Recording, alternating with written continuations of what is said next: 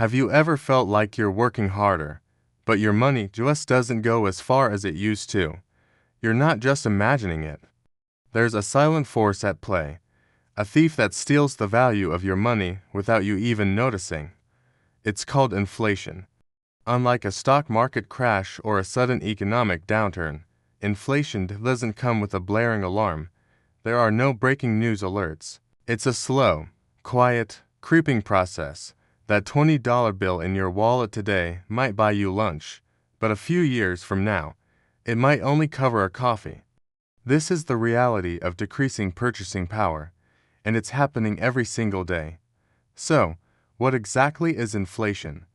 We often hear it described as rising prices. Your groceries cost more, gas prices go up, your rent increases. But that's just the symptom. The root cause is the expansion of the money supply. When more money is created, each individual dollar, euro, or pound becomes worth a little bit less. Think of it like this. If you have a pie and you keep adding more and more slices, each slice gets smaller. It's the same with money. The more of it there is, the less each unit can buy. This leads to a really important question. What are you actually doing when you just hold cash? You might think you're playing it safe. Your money is in the bank. It's not invested in risky stocks. So, what could go wrong? Well, holding cash is actually a bet. It's a bet that the currency you're holding won't lose its value. It's a bet on the stability of the entire financial system, the policies of central banks, and the decisions of governments. And historically, that has always been a losing bet. Every single fiat currency, that is, currency not backed by a physical commodity, has eventually returned to its intrinsic value, zero.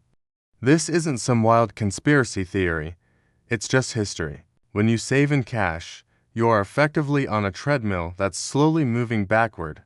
You have to run, meaning you have to earn interest or returns just to stay in the same place.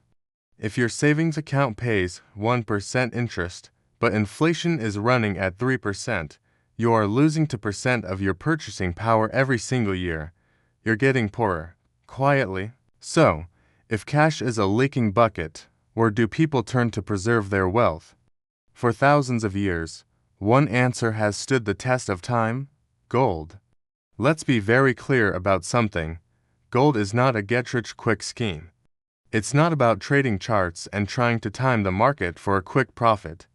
In fact, if you're looking for fast gains, gold will probably disappoint you. The real purpose of gold is not to make you rich, but to keep you from becoming poor.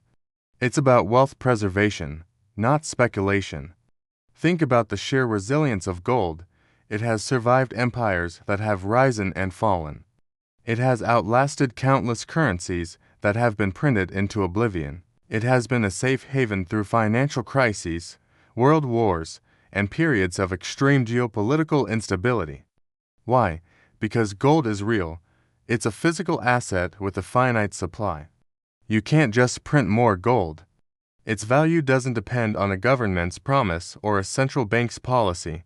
Its value is inherent. An ounce of gold bought a fine suit and a good pair of shoes for a Roman senator 2,000 years ago.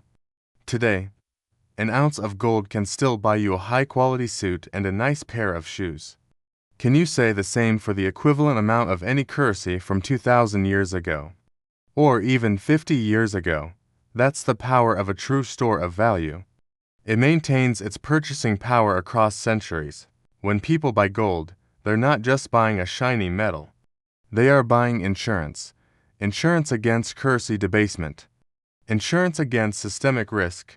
It's a way of opting out of a system that is designed to slowly erode the value of your savings. It's a long-term strategy for protecting the wealth you've worked so hard to build. It's important to understand that this isn't about being a pessimist or predicting doom. It's about being a realist. It's about understanding how the monetary system works and taking prudent steps to protect yourself. Holding gold isn't about rejecting the modern financial world. It's about diversifying within it. Just as you wouldn't put all your money into a single stock, why would you put all your faith into a single currency? The idea is to find a balance. Maybe you hold some cash for emergencies, some investments for growth, and some gold for preservation. It's a calm, measured approach to managing your financial future. It's not about panicking, it's about preparing. So, the next time you look at your bank statement, remember that the number you see doesn't tell the whole story. The real question is not how many dollars you have, but what those dollars can actually buy. And that purchasing power is quietly slipping away. Thinking about assets like gold isn't about chasing profits. It's about anchoring your wealth to something solid, something that has proven its worth for millennia, long before the first stock was ever traded or the first dollar was ever printed. It's about long-term thinking in a world that's obsessed with the short term. This is just my personal perspective on money, inflation, and the role of gold as a long-term store of value. It's not financial advice, but hopefully, it gives you a different lens through which to view your own finances. If you're interested in more calm, long-term thinking about preserving your purchasing power, I'd be grateful if you'd subscribe to the channel for future videos. Thanks for watching.